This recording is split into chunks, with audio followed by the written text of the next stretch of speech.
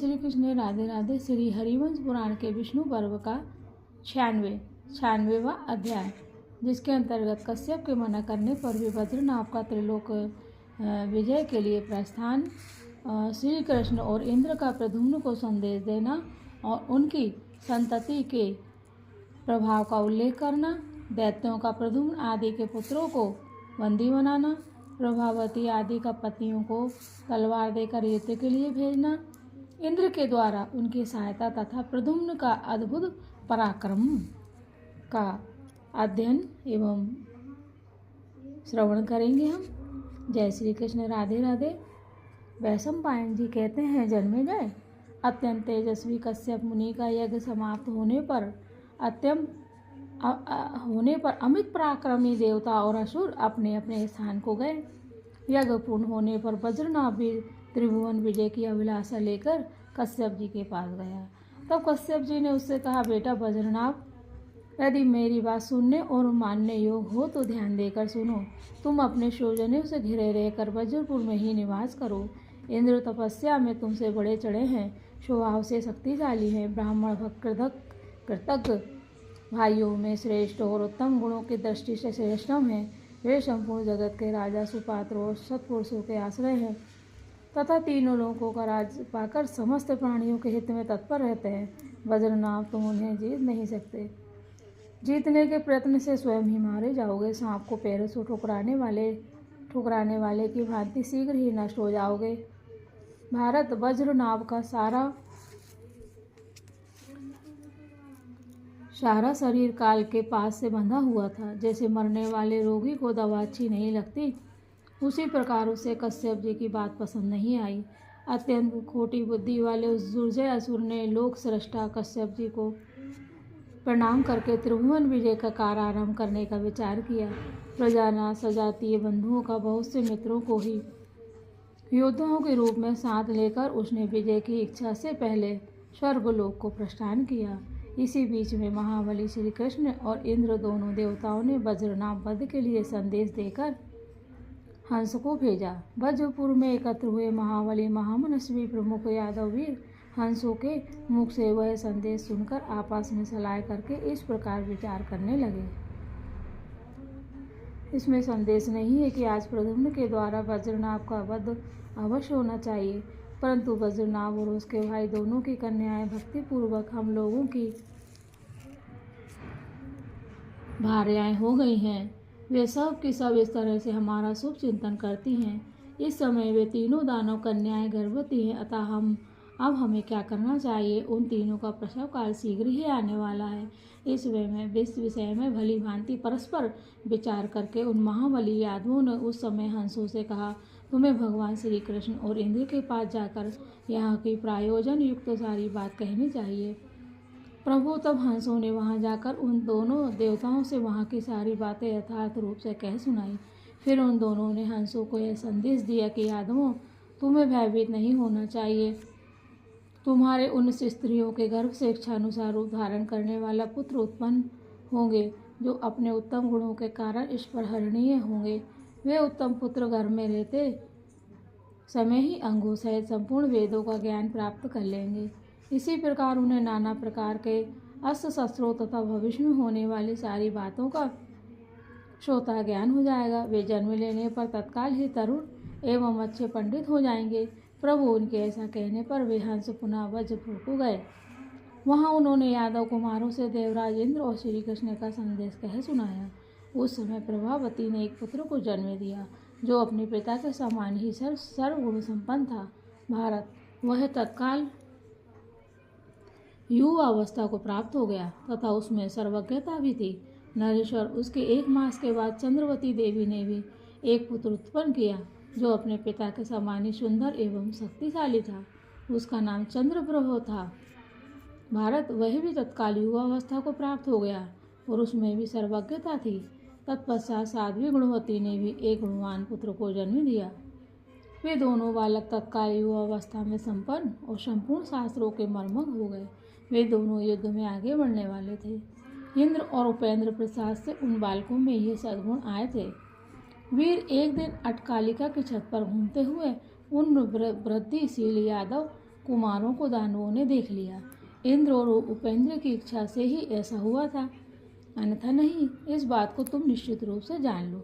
उस समय आकाश की ओर से नगर की रक्षा करने वाले दैत्यों ने बड़ी घबराहट में पढ़कर स्वर्ग विजय की इच्छा रखने वाले वीर वज्रनाभ से उन बालकों के विषय में निवेदन किया।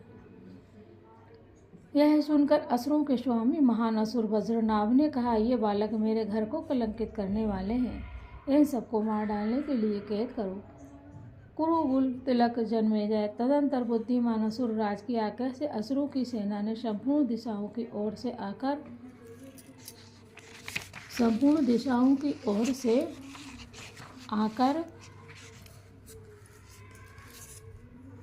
नगर को घेर लिया।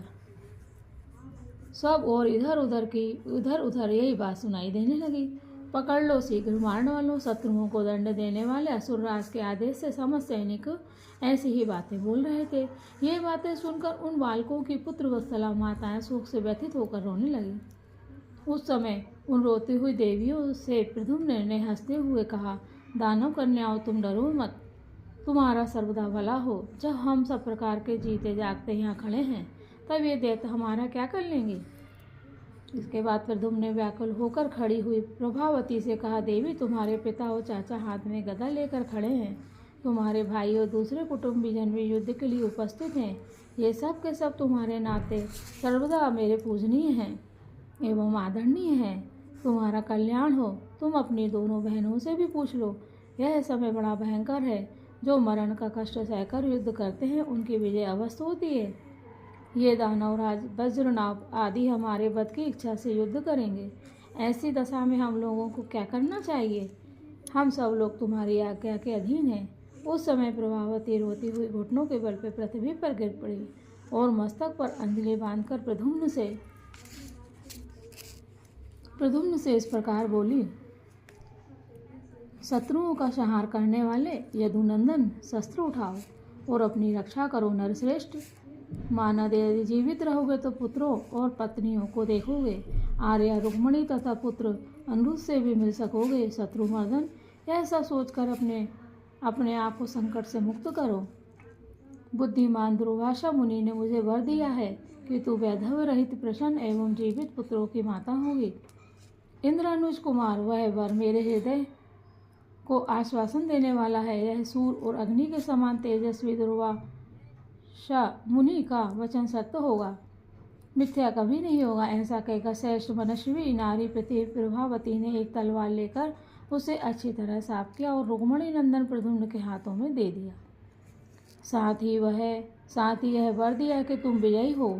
अपने प्रति भक्ति रखने वाले प्रियतमा प्रभावती के दिए हुए उस खड़ग को धर्मात्मा प्रद्युम्न ने मस्तक झुकाकर प्रणाम किया और प्रसन्न चित्त से उसको हाथ में ले लिया। इस प्रकार चंद्रवती ने भी उस समय गत को प्रसन्नतापूर्वक खड़ग दिया। तदंतर गुणवती ने भी महात्मा सांब को तलवार भेंट की। तदंतर प्रभावशाली प्रद्युम्न ने विनीत भाव से खड़े हुए अपने सारथी हंसकेतु से कहा, तुम यही यादवों तथा सांब के साथ रहकर असुरों के साथ युद्ध करो। शत्रु दमन, मैं आकाश तथा संपूर्ण दिशाओं में युद्ध करूंगा। ऐसा कहकर माया वियों में श्रेष्ठ प्रद्युम्न ने माया के एक रथ का निर्माण किया। कुरुनंदन मनस्वी प्रद्युम्न अनंत शरीर वाले सहस्र मस्तकों से युक्त एक नाग को, जो समस्त उत्तम नागों से भी उत्तम था, अपना सारथी बनाकर उस मुख रथ के द्वारा प्रभावती का हर्ष बढ़ाते हुए असुर सेनाओं में उसी तरह विचरने लगे जैसे तिनकों में आग फैलती है। प्रद्युम्न विषधर सर्पों के समान भयंकर अर्धचंद्राकार वेदन पतली नोक वाले तथा गाधन मोटे अग्रभाग वाले बाणों द्वारा दैत्यों को पीड़ित करने लगे। असुर भी उत्तम निश्चय का आश्रय ले रणभूमि में मत वाले होकर इधर उधर से शास्त्रों द्वारा कमल लेने प्रद्युम्न पर प्रहार करने लगे। प्रद्युम्न ने कितने ही असुरों की भुजाएं काट डाली, जो केयूर और कंकण की कांति से प्रकाशित हो रही थी, एवं कितनों के कुंडल युक्त मस्तक भी धड़ से अलग कर दिए। अत्यंत तेजस्वी प्रद्युम्न ने छुरों द्वारा कटे हुए असुरों के मस्तकों, शरीरों और उनके टुकड़ों से वहां की सारी धरती पाट दी।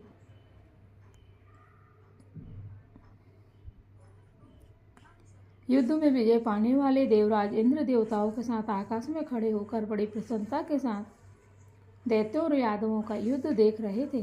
जिन दैत्यों ने गद और शाम्ब पर आक्रमण किया वे सब के सब काल के गाल में चले गए। मानो अगणित जल जंतु महासागर में निमग्न हो गए हों।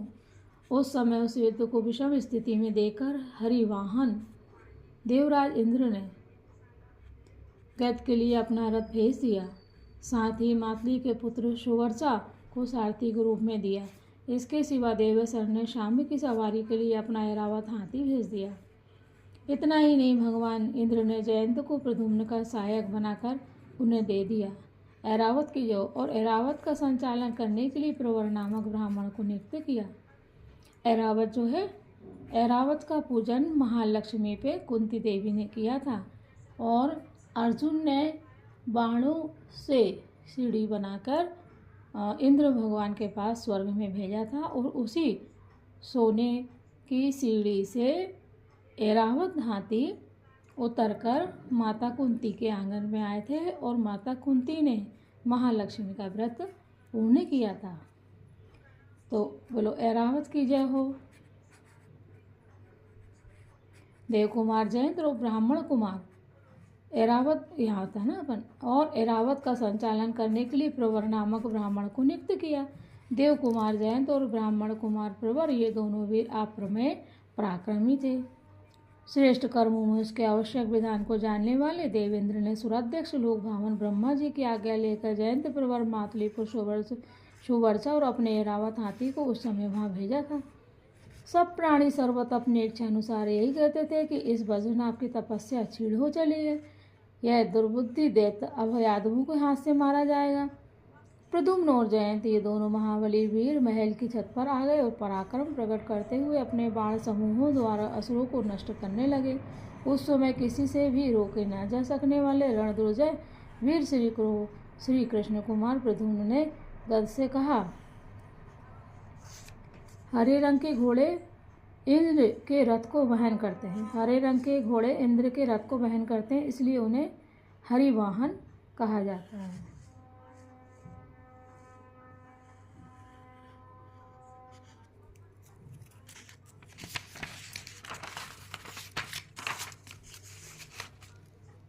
उपेंद्र के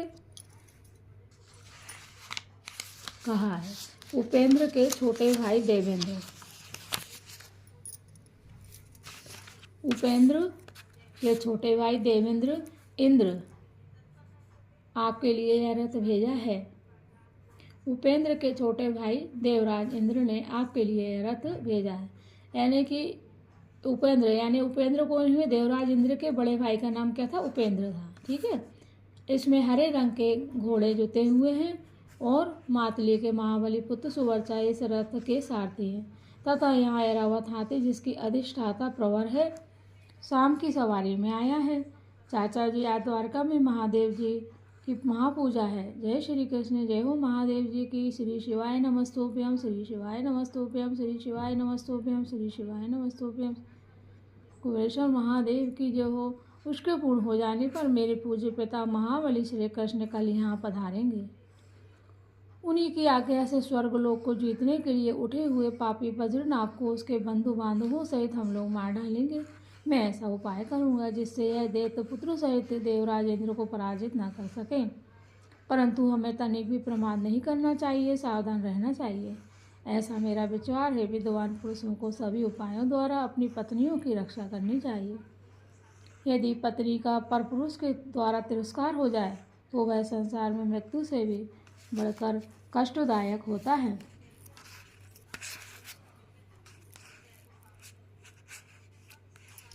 गद और शाम्ब से ऐसा कहकर महाबली प्रद्युम्न अपनी देव माया से करोड़ों प्रद्युम्न की सृष्टि कर डाली तथा दैत्यों ने जो दुर्निर्वार अंधकार उत्पन्न किया था उसे नष्ट कर दिया। शत्रुमर्दन प्रद्युम्न को ऐसा पराक्रम करते देख देवराज इंद्र को बड़ा हर्ष हुआ। समस्त प्राणियों ने सभी शत्रुओं के बीच में श्री कृष्ण प्रद्युम्न को देखा और उन्हें प्रत्येक अंतरात्मा में विद्यमान क्षेत्रज्ञ के समान समझा। इस प्रकार युद्ध करते हुए रुक्मिणी कुमार प्रद्युम्न की वह सारी रात बीत गई।